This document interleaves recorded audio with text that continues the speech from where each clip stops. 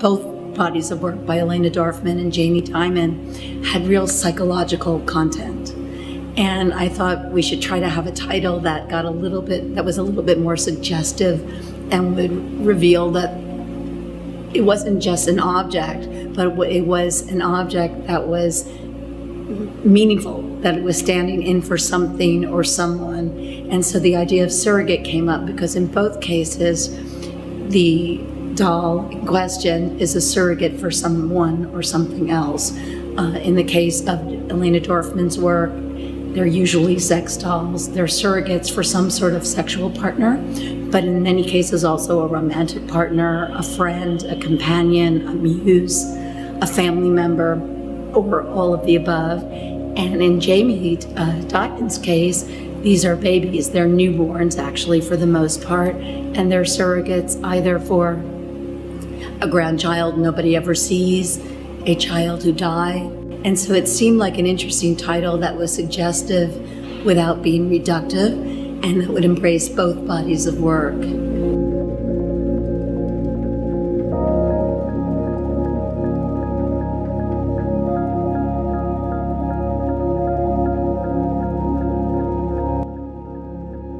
Both of these photographers were able to enter into communities that initially did not trust them and didn't even want them. They weren't looking for attention, they weren't looking to be photographed. And both of these artists earned the trust of these communities and of their subjects, and they made photographs that to me are not in any way sensational or exploitative, but rather are done with deep respect for their subjects, completely trying to get beyond their own preconceptions.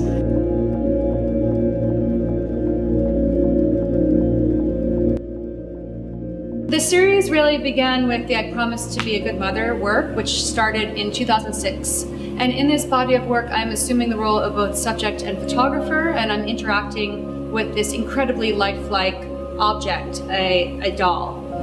Initially, I was interested in investigating my own personal history. It was very much about my relationship with my own mother. It was inspired by a diary entry I wrote as a child, as a 9-year-old girl, to my adult. It started from a very personal place, but eventually I was very interested in exploring the complexities of motherhood, the various representations of motherhood in art history and vernacular imagery. I found that there was this convention happening in North Carolina, and I decided that I was going to attend with the I Promise to Be a Good Mother series, my portfolio of images, and my 2 reborn dolls. And that's when I met so many of the wonderful women that are in my photographs today, and I think that was really my entry into the community, and it was an ongoing process for me.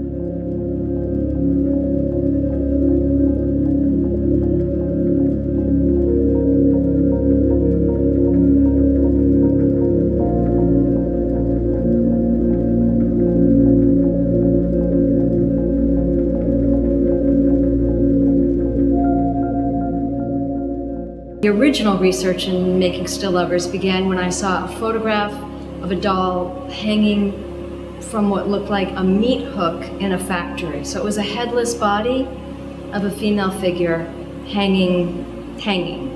And I thought that's very odd, and I don't know what that is. I started to inquire. It took about 6 months of my asking people everywhere, honestly, in shops and cafes and strip clubs and leather shops and bookstores, do you know anybody who lives with a sex doll? Because my intention was to try to find a heterosexual couple who lived with a doll and to see them.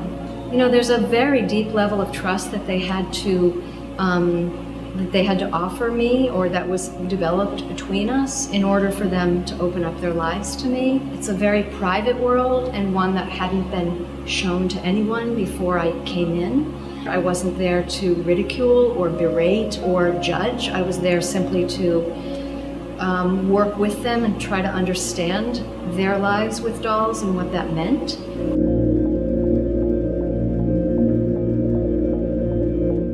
When you decide to exhibit provocative work, as this is, everybody has said to me, it's shocking, it's complicated, it's complex, it's difficult. but they're all liking it. And what they're liking about it, I believe, is that the work itself, the photographs as photographs, are excellent, but also they're thinking. It's making somebody think. It's not, hit and run. For me, this is the takeaway from this is about humanity. It's not about dolls. What's also really interesting to me, I think, is the capacity of the human imagination, and that to embrace and just to bond with something because of course, what it's projecting on it, but the ability to even project that way, and then to create these much larger contexts for a life with this inanimate object is very much like the lives the rest of us may choose to lead.